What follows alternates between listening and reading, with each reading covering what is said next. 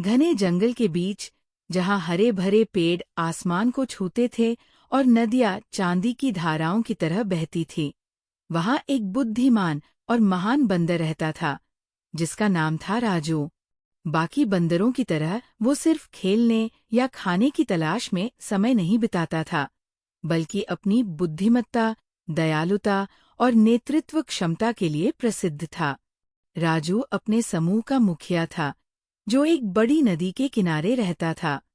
जंगल में कई खतरे थे, भूखे शिकारी, चालाक इंसान और कभी-कभी प्रकृति का कहर।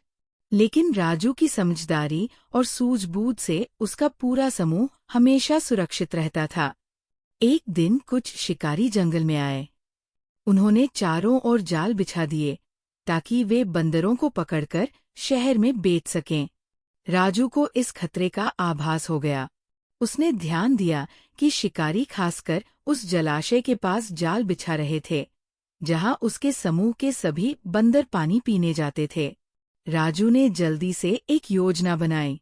उस शाम, जब सूरज डूबने वाला था, उसने अपने समूह को एक गुप्त जल स्रोत तक ले गया, जो जंगल के भीतर छिपा हुआ था।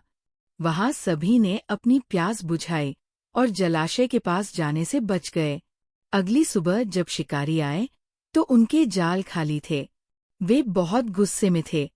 गुस्से में आकर शिकारियों ने जंगल के कुछ हिस्सों में आग लगा दी, ताकि बंदर डरकर उनके जाल में फंस जाए।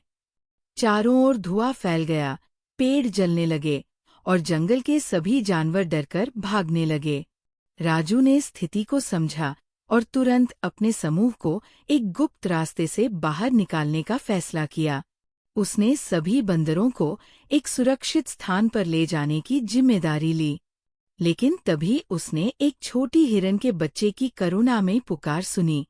वह झाड़ियों में फंस गया था और आग की लपटें उसके करीब पहुंच रही थी। राजू ने बिना कोई देरी किए आग की तरफ छलांग लगा दी। जलती झाड़ियों को पार करते हुए उसने अपनी पूरी ताकत से हिरन के बच्चे को बाहर निकाला और उसे सुरक्षित स्थान पर पहुंचा दिया। राजू की इस बहादुरी को देखकर जंगल के बाकी जानवर भी आगे आए। हाथियों ने अपनी सूंड से पानी लाकर आग बुझानी शुरू की, पक्षियों ने पत्तियां गिराईं और बाकी जानवरों ने मिलकर आग पर काबू पा लिया। शिकारी ये देखकर डर गए कि जंगल के सभी जानवर मिलकर उनका विरोध कर रहे हैं। वे भाग खड़े हुए और कभी वापस न आने की कसम खा ली। उस दिन से राजू केवल बंदरों का नेता नहीं, बल्कि पूरे जंगल का नायक बन गया। उसकी बुद्धिमानी, साहस और निस्वार्थता ने कई प्राणों को बचाया। और इस तरह महान बंदर राजू की कहानी पीढ़ी दर पीढ़ी सुनाई जाने लगी, जो ये सिखाती है कि सच्चा नेता वही होता है जो अपने लोगों की रक्षा के लिए अपनी जान की परवाह न करे।